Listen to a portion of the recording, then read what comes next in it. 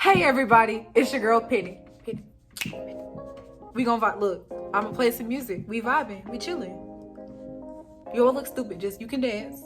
Okay, ready? So cool. So today I will be teaching you all how to color your hair burgundy, red, copper, somewhere in that, that shade range without using bleach. Now, in the video, I will be giving a lot of useful hair tips. Even if you decide to bleach your hair, you can still use a lot of the tips. And I'm helping you with the steps. But for my naturalistas who are afraid of bleach, this video is specifically for you because I am a naturalista, now afraid of bleach. I wasn't before, but now that I'm growing it out, terrified. So if you want to have just a few more tips, you want to learn how to do your hair without bleach, or you just want to watch because it's entertaining and I'm a pretty fun gal. I mean, look at this face. I'm pretty fun.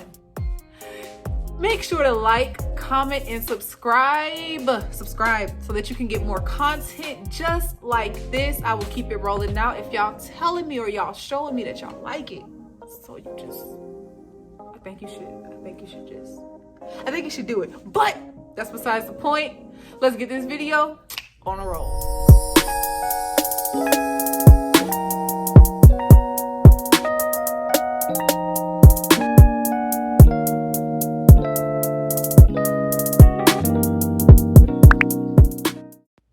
Hey y'all, this is just me showing y'all my hair.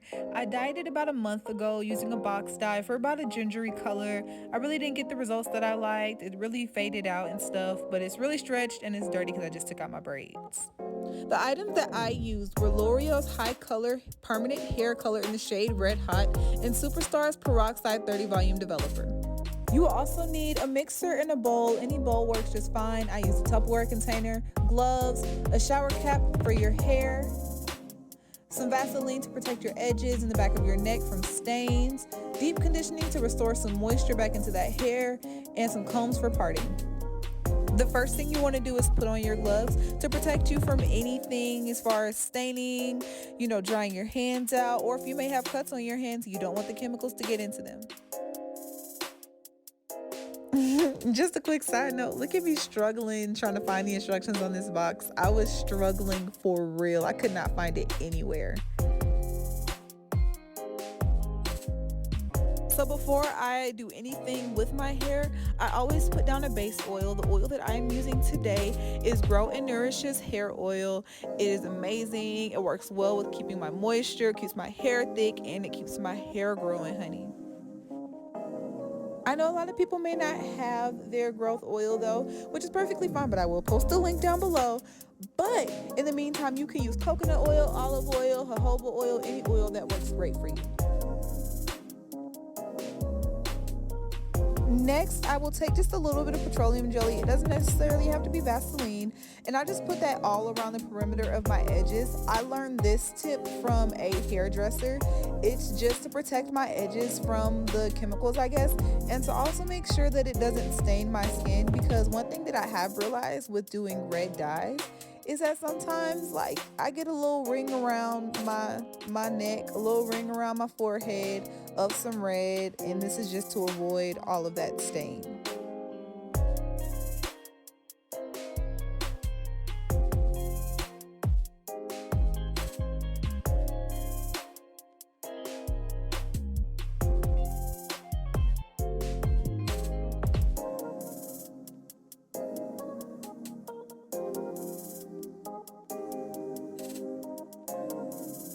So for this part, I was looking at the ratio of developer to the hair color, and I just kind of eyeballed it. It said that I needed 2.5 milliliters, and I'm really good at eyeballing because I have been dyeing my own hair for the past 3 years.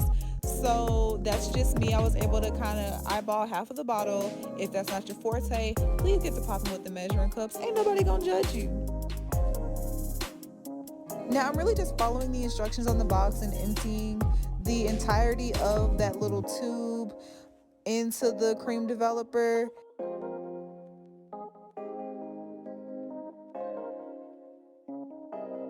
So now I'm just mixing it up. Just a word of advice, the fumes are going to hit you, so don't be like me and mix it right up under your nose, because baby, it'll punch you, knock them nose hairs out.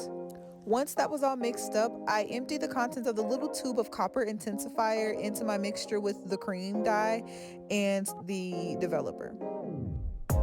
So then I just went ahead and mixed it on right in slowly, not too hard so that it wouldn't splash up, just so that it would incorporate really well into, you know, the mixture already present.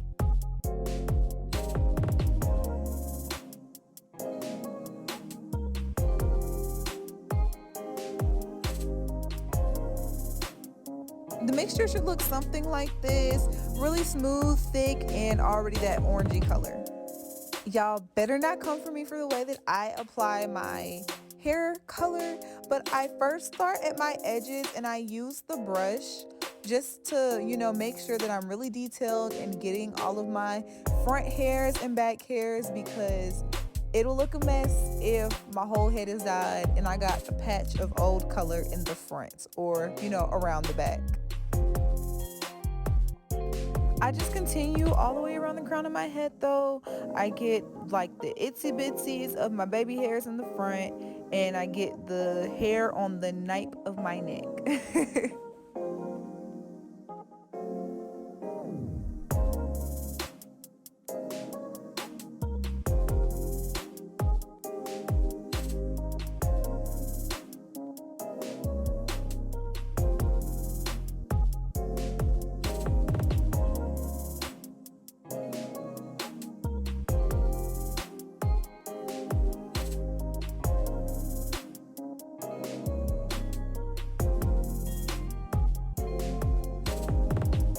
Once I finish going around the perimeter of my head, I just part sections starting from the back to the front, and I just rake through, you know, those sections with some of the hair dye. I found that this just works more efficiently for me than trying to part in the back and then brushing in the back, because I can't see what I'm really doing. But I know at least like when I have my hands, I can feel for it better, and it just works so much easier for me, and I get more consistent results this way.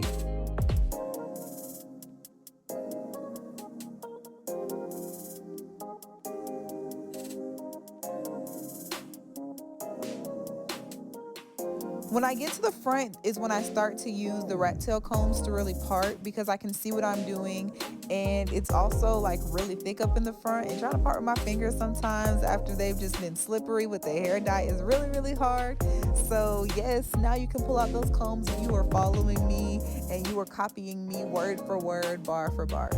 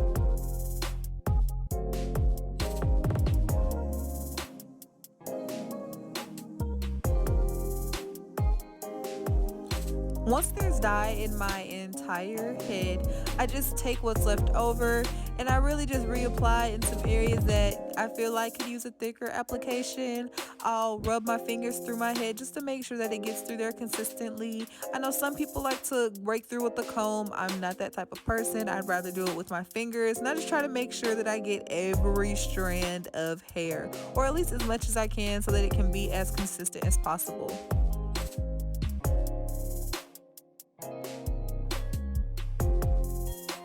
Next, you're going to cover with the shower cap for 20 minutes and then wash out with your regular shampoo and conditioner. The dye has been washed out. Do y'all see that color though? That color is vivid. So what I do now is I take the deep conditioner or a mask of some sort just to give my hair some moisture, because sometimes when you put all those chemicals in, it can make your hair real thin, real dry, and I hate when that happens. So whatever you can do to just get some moisture back in that, sweetie.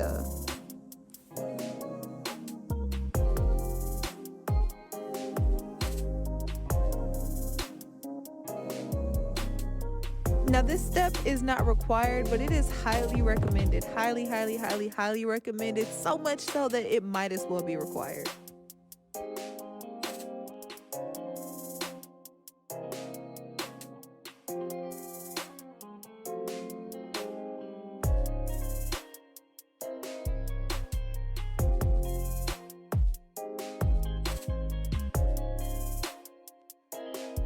And the same thing that I did with the dye, I do with my deep conditioner or my mask. I just really want to get it on every single strand of hair, and I really want to work it in and massage it.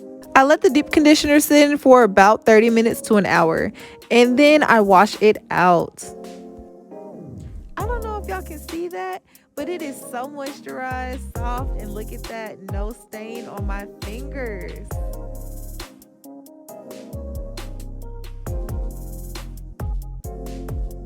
So after it is all dyed and moisturized, I style it. If you would like to see or know how I styled it, comment down below and I will put out a video about how I style my wash and goes for my TWA.